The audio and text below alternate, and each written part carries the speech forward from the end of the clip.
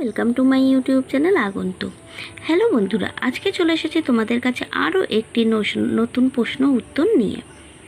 তার আগে বলে রাখি, যদি তোমাদের এই প্রশ্ন উত্তর শেয়ার করা তোমাদের সঙ্গে ভালো লেগে থাকে তবে অবশ্যই সাবস্ক্রাইব করো আমার আগন্তুক ইউটিউব চ্যানেলটি। তোমাদের এই সাবস্ক্রিপশান, তোমাদের কমেন্টস এবং তোমাদের ভালোবাসাই আমার নতুন এই চ্যানেলটিকে এগিয়ে নিয়ে যেতে আমাকে অনুপ্রেরণা যোগাবে।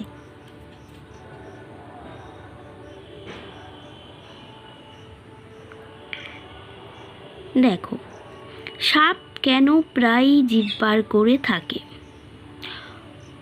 উত্তরটা কি লিখব?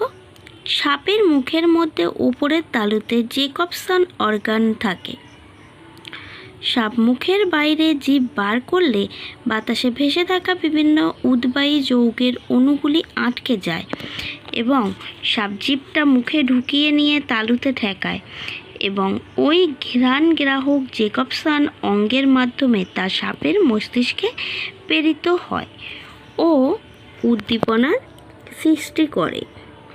ফলে সাপ তার চারপাশের পরিবেশ সম্বন্ধে জানতে পারে এবং পরিবেশ সম্পর্কে অবহিত হওয়ার জন্য সাপ প্রায়ই জিভ বার করে। এই যে উত্তরটা বললাম, তোমাদের সঙ্গে শেয়ার করলাম, এই উত্তরটা আরেকটাভাবে প্রশ্ন আসতে পারে। সাপ কিভাবে জ্যাকবসন অর্গানের সাহায্যে তার চারপাশের পরিবেশ সম্বন্ধে জানতে পারে? ঠিক আছে।